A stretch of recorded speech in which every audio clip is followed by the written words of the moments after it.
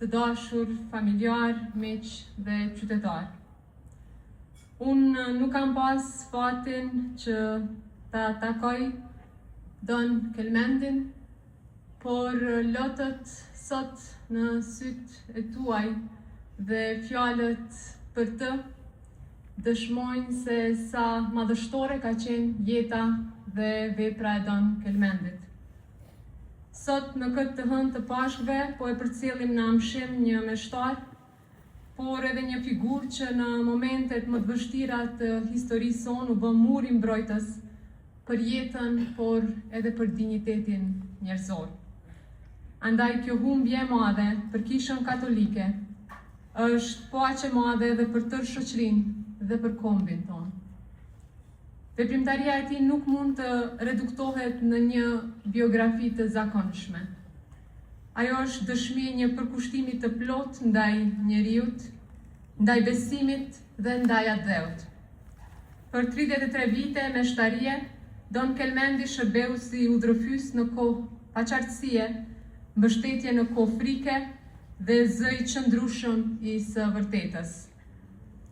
Ky qëndrim nuk ishte akt spontan, por ishte rezultati një karakteri të brumosur me vlera kombëtare, i ndërtuar mbi besimin dhe etikën që nuk negocion me frikën.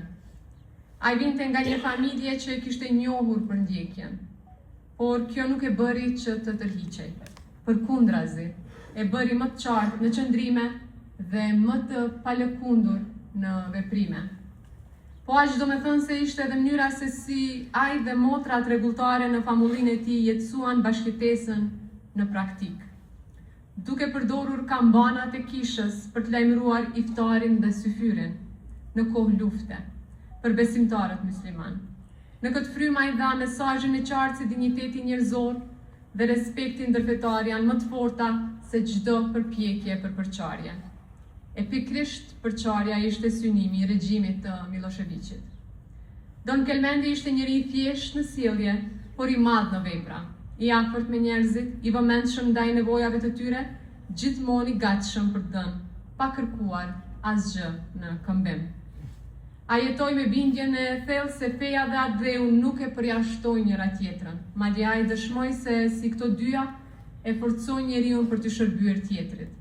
Në këtë kuptim, motoja e tij për fe, atdhe e liri ishte edhe mënyrë jetese. Në ditët më të rënda të historisë sonë, kur dhuna dhe pasiguria synonin të shpërbënin jo vetëm jetën, por edhe besimin tek njëri tjetri, Don Kelmendi qëndroi pranë njerëzve.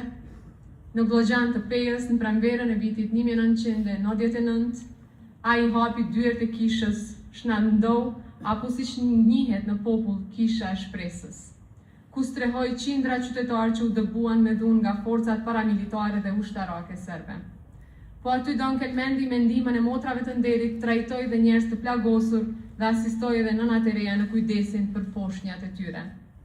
Më 4 prill 1999, forcat paramilitare dhe policore serbi ndërpren meshën dhe nën kërcënimin e armës i kërkuan të ndaj komunitetin katolik prej atij musliman. Dhe ai u përgjigj se këtu nuk ka as katolik dhe as musliman, por ka vetëm civil të pambrojtur. Plot guxim Don Kelmendi artikuloi një të vërtetë themelore, se para se të jemi të ndryshëm, jemi njerëz dhe jemi të një vendi. Ndarja e tij nga jeta pikërisht në të enjtën e madhe, në ditën e themelimit të meshtarisë i jep një simbolik të veçantë këtij largimi.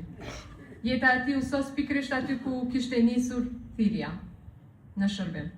Prandaj sot po e përcjellim në amshim një meshtar dhe patriot që jetën e tij e vuri në shërbim të tjerëve.